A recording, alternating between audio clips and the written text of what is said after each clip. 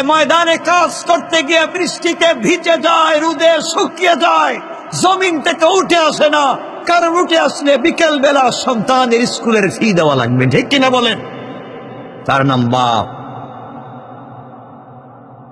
বাপের শরীরের কাপড় ছিঁড়ে না যাওয়া পর্যন্ত গেঞ্জি ছিঁড়ে গিয়েছে, টুকরা টুকরা হয়ে গিয়েছে, এরপর বাপ কাপড় পাল্টায় না।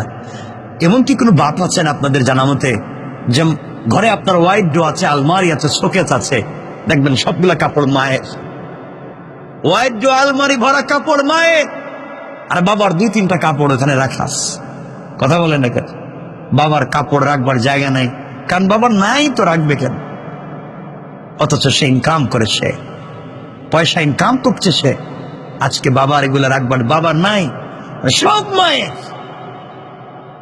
এত কষ্ট করে যে পিতা, আজকে সেই পিতার হক আপনারা মনে করেছেন অনেক কম, যে মায়ের তো 3 গুণ, বাপ 1 গুণ, মা সামনে বাবা পিছনে। এর কারণ কি? আপনাদের কাছে ছোট ছোট করে বলছি, আমরা লম্বা করবো না, কথাগুলো শুনবেন, মানে রাখবেন। সন্তান বিপদে পড়ে গেলে মা রাস্তায় দৌড়ে যাওয়ার আগে যে লোকটা লাইট হাতে নিয়ে রাস্তায় বেরিয়ে যায়, সে হচ্ছে বাবা। কথা বলছেন না কেন?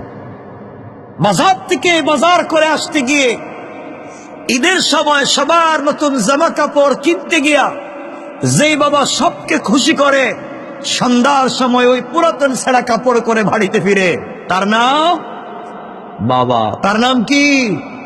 ঈদের দিন সবাইকে নতুন জামা দেয়া, যিনি আগের পুরাতন ছেঁড়া কাপড় পরে ঈদগাহে যায়, তার নাম, কথা বলছেন না কেন? তার নাম বাবা। যে সারাদিন মাঠে ময়দানে কাজ করে টাকা ইনকাম করে, নিজের পেটে না খেয়ে কষ্ট করে বাড়িতে টাকাগুলো নিয়ে যায়, সন্তানের টিউশন ফি দেওয়া লাগবে, স্কুলের পয়সা দেওয়া লাগবে, প্রাইভেটের পয়সা দেওয়া লাগবে, বাচ্চার কোচিং এর পয়সা দেওয়া লাগবে, বাচ্চা না বলছে তার জন্য একটা চকলেট কেনার জন্য, বাচ্চা না বলছে তার একটা ব্যাগ নিয়ে যাওয়ার জন্য, তার নাকি বন্ধুর সুন্দর একটা জুতা, তার স্কুলের কোনো জুতা নাই, ক্যাচ নাই, এই চিন্তা করে যে বাপ টাকা হাতে থাকবার পরও না খেয়ে মুষ্টি করে টাকা গুলে সন্তানের হাতে উঠায় দেয়, সে আর কেউ না, সে হচ্ছে বাবা, ঠিক কিনা বলেন?